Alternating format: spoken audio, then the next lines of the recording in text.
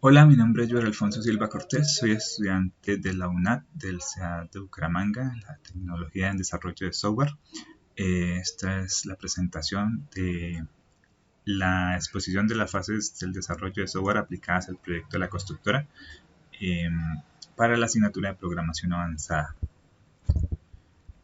Primero veamos que el desarrollo de software tiene diferentes fases y se habla de esas fases como el ciclo de vida del desarrollo de software, siglas SDLC. Entre las fases principales están el análisis, el diseño, la codificación, las pruebas, el despliegue y el mantenimiento.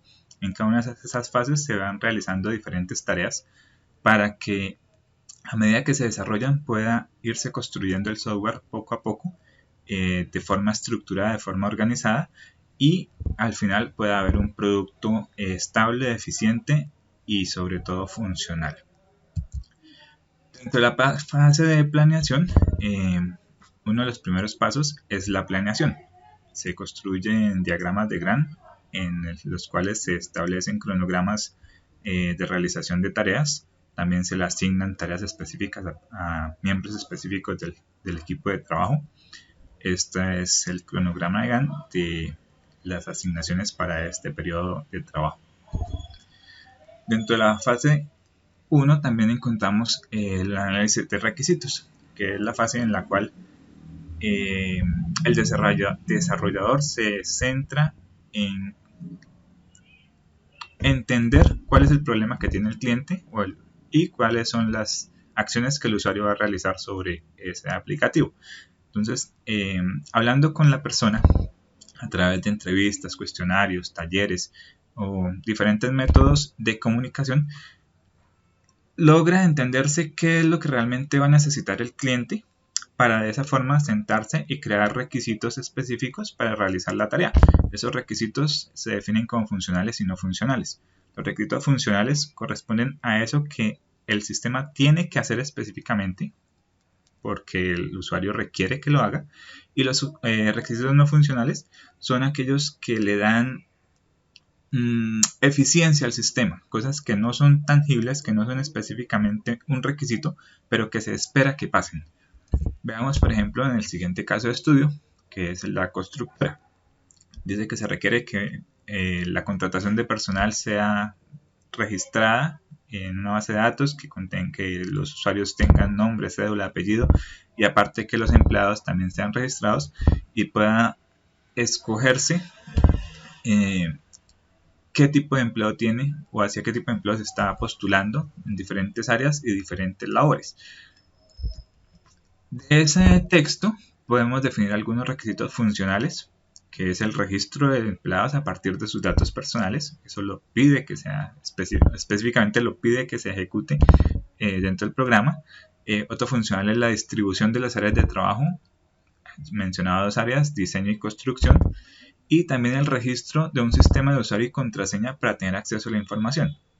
A pesar de que no está específico en el texto del caso propuesto, es obvio y es necesario que exista un logueo mediante usuario y contraseña para poder controlar el acceso a la información y poder hacer restricciones a los usuarios eh, que no requieren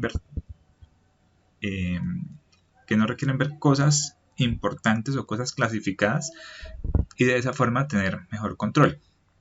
De los requisitos no funcionales podemos definir eso, seguridad. Seguridad son muchas cosas, pero básicamente hace referencia a restringir el acceso a la información, que en la base de datos los datos se mantengan seguros, se mantengan organizados.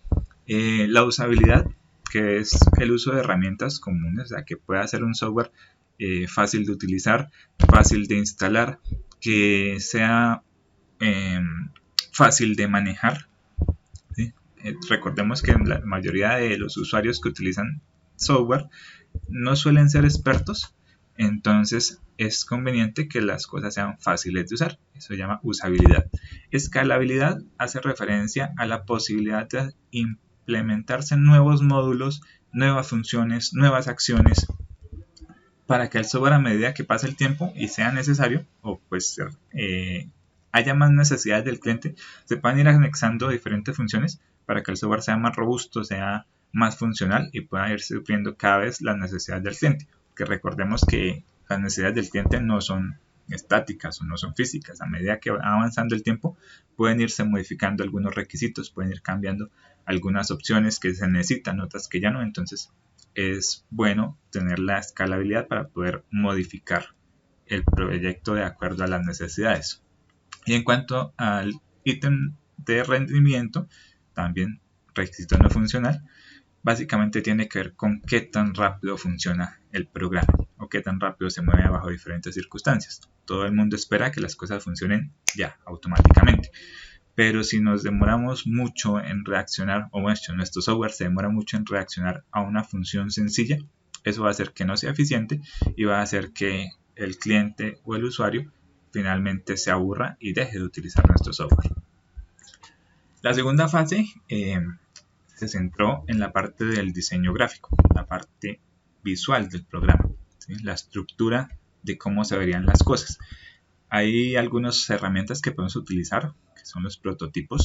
Antes de sentarse a diseñar código, una persona puede crear un prototipo a través de herramientas como Balsamiq y otras que le permiten a uno hacer los dibujitos de cómo va a quedar la aplicación o cómo se espera que se vea. Antes de sentarse a codificar, es una tarea ya más difícil, más procesada, y que puede que al final el usuario se arrepienta y diga, no, ya no lo quiero así, quiero que tenga esas otras funciones. Entonces, si se codifica desde el inicio, se va a perder tiempo y finalmente dinero. Entonces, es conveniente realizar prototipos para poder tener la muestra de cómo va a funcionar. En esta siguiente parte podemos ver cómo quedaron las diferentes ventanas que se utilizan en el programa. Pasamos del prototipo del formulario de ingreso a el formulario de ingreso de datos aquí en el centro de la pantalla. En la tercera fase, que corresponde a la codificación y conexión con la base de datos, es una de las más importantes. Por un lado, porque va a ser el núcleo de nuestro proyecto. Si la base de datos no nos funciona, si no está bien codificada, si no está bien construida, simplemente la información que se maneja a través de la aplicación nunca va a llegar a la base de datos, o si no está bien conectada, la información que está dentro de la base de datos no va a llegar a la aplicación y los usuarios no van a poder tener un acceso real y una buena funcionalidad. Para el tema de la construcción de la base de datos también se utilizan diferentes herramientas. Lo más conocido es el lenguaje UML, que tiene muchas opciones, como los casos de uso que le permiten al programador saber cómo funciona el cliente o cómo el cliente utiliza el sistema y poder crear las conexiones de las diferentes tablas de la base de datos. También existen los modelos de entidad-relación, bueno, diferentes opciones que básicamente nos permiten saber las conexiones. Hay que recordar que en la base de datos toda tabla o cada entidad, mejor dicho, cada requisito tiene un indicador único que no se repite, que es el ID, que es el que le permite al sistema de la base de datos reconocer que esa entidad es única. Entonces eso nos ayuda para que cuando se está buscando información con ese indicador único, el sistema recoja de la base de datos específicamente la información que se le está solicitando y no otra de otro lugar. Vemos en esta parte la presentación o la construcción de nuestra base de datos en el gestor PHP MyAdmin, desde la cual manejamos pues toda la información que funciona en nuestro sistema.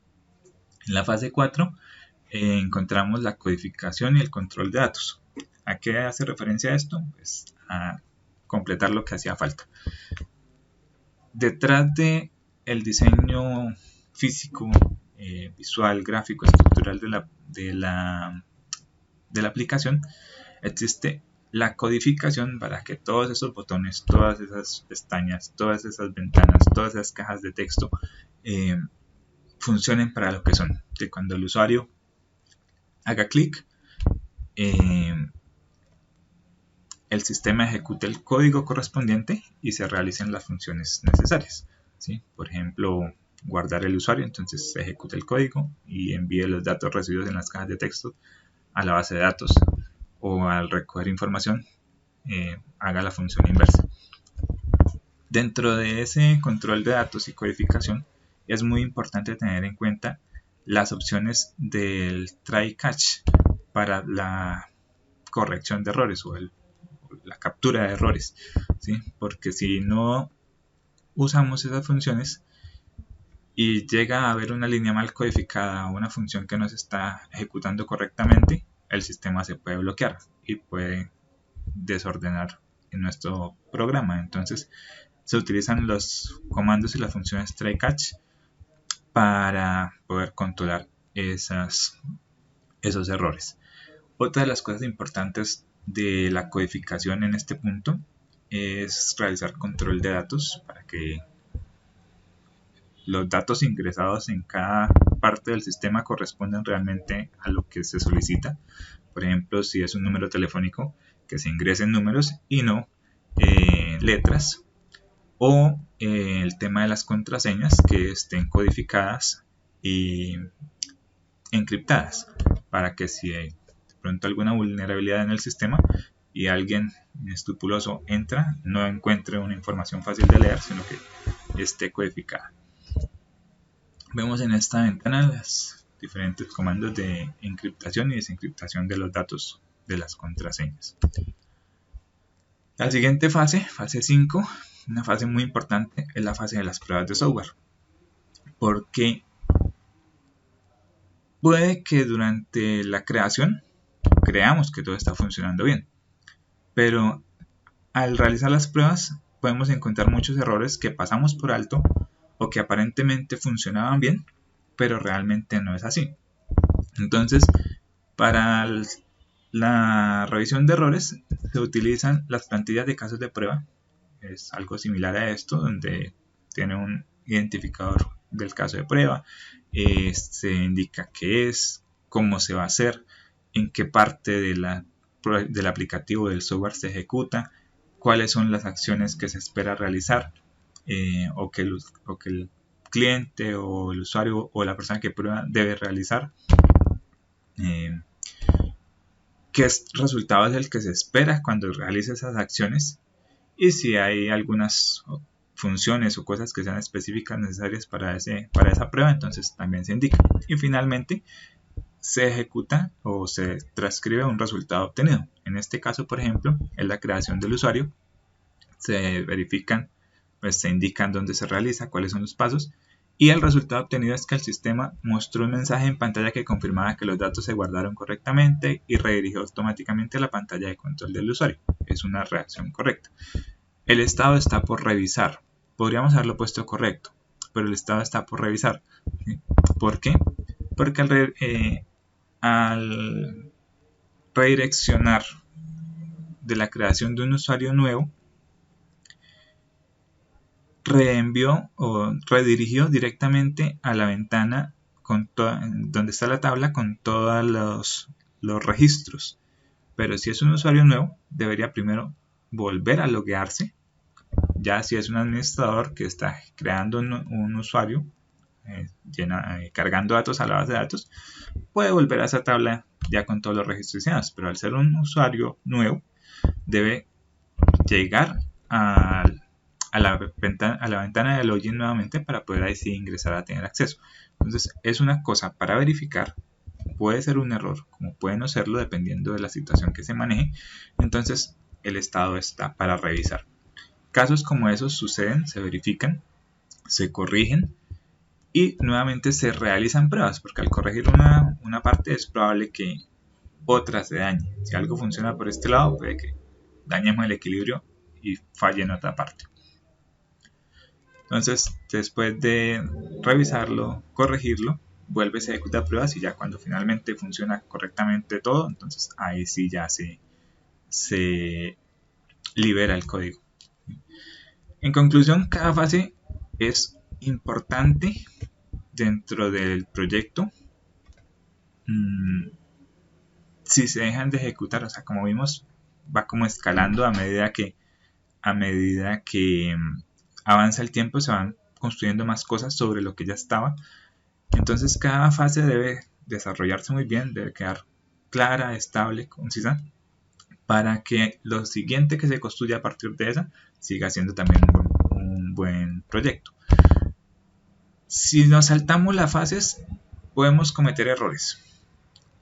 Si lanzamos el proyecto sin haberlo revisado, luego habrá que recogerlo de nuevo todo, incurriendo en gastos innecesarios para revisar y volver a lanzar. Entonces no hay que saltarse las fases, cada una tiene su papel importante y es muy conveniente ejecutarlas cada una para evitar muchos problemas y sobrecostos.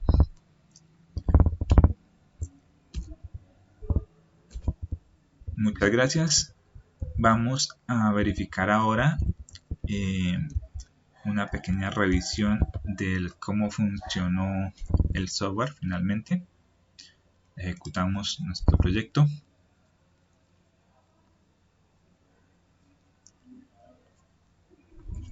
Esta es la ventana de inicio de sesión. Si ponemos usuario y contraseña erróneos, nos indica que hay un error en usuario y contraseña, el usuario no es administrador. Pero si ponemos un usuario y contraseña correctos, escogemos el rol, iniciamos sesión, ahí sí ya se ejecuta correctamente. Tenemos opción de registrar empleado, se ponen los datos, se registra la solicitud, o si regresamos entonces podemos administrar los diferentes usuarios. Desde acá podemos crear usuarios nuevos. Vamos a crear uno.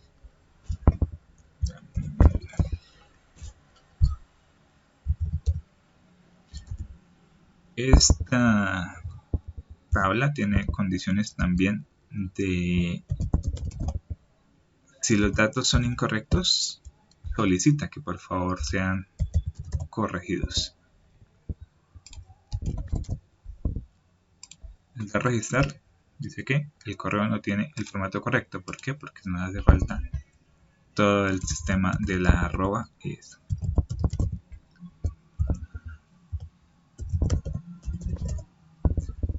Ya corregimos el error que nos aparecía. También dice que el teléfono debe tener 10 dígitos.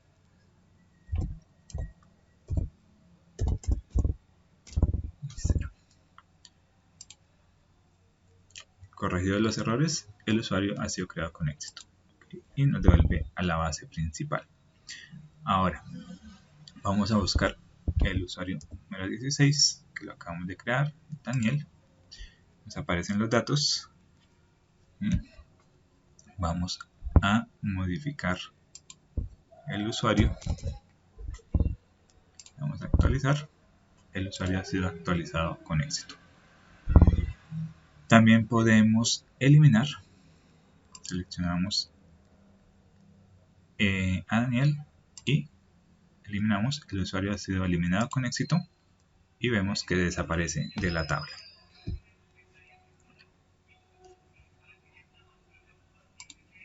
Opciones de regresar. Desde aquí podemos también, si no tenemos usuario y contraseña, registrarlo desde el botón de inicio. Y aquí está un error, porque al registrarse debería volver, en ese punto debería volver a la página inicial. Es un error que queda pendiente para corregir. Eso es todo por hoy. Muchas gracias por su atención.